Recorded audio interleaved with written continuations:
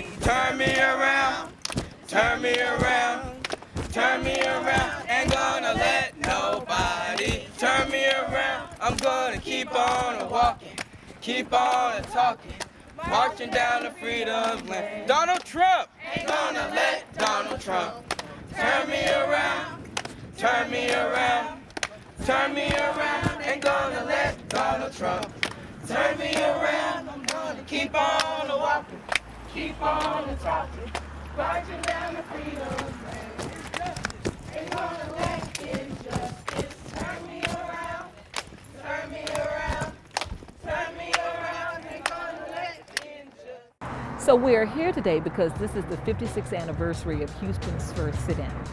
Texas Southern University students started at a flagpole on campus, and they walked from Texas Southern University to this location, which at that time was Weingart Supermarket. And it was a lunch counter in that supermarket, and they held the first sit-in.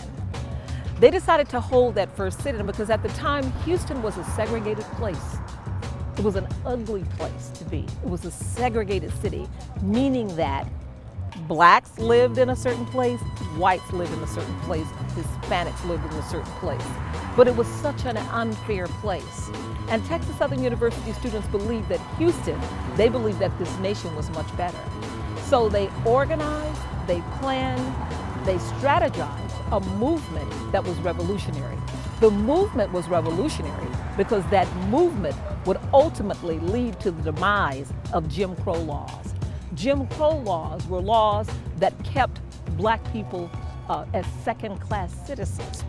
And the Texas Southern University students believed the U.S. Constitution says all men are created equal. And Texas Southern University students believed that they should be treated equal, and they were not treated equal. So as a result, they decided this sit-in movement is something that they needed to organize. This is something that they needed to do. They were inspired by MLK. MLK had been having nonviolent movements, nonviolent protest movements throughout the South.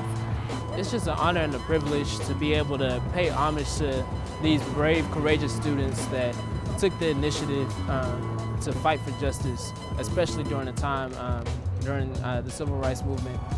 They were the first ones to take the initiative here in Houston, and it's no surprise that they were TSU students.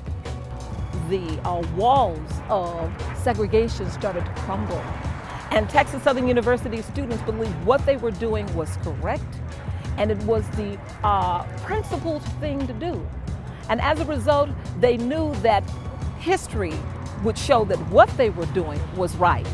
They had actually seen that they'd had success in the legal system. In other words, with Brown versus the Board of Education and with Sweat versus Painter. It was success there. But they knew that the legal system took a very long time. So the students decided direct action is what they needed to do. Direct action, meaning holding this revolutionary movement that today is like not a 2-year process to get this marker placed here. I worked with the Texas Historical Commission. I also worked with the iconic students who led that first sit-in and several others to ensure that Houston would never forget what Texas Southern University students did here 56 years ago, and that's hold that first sit-in.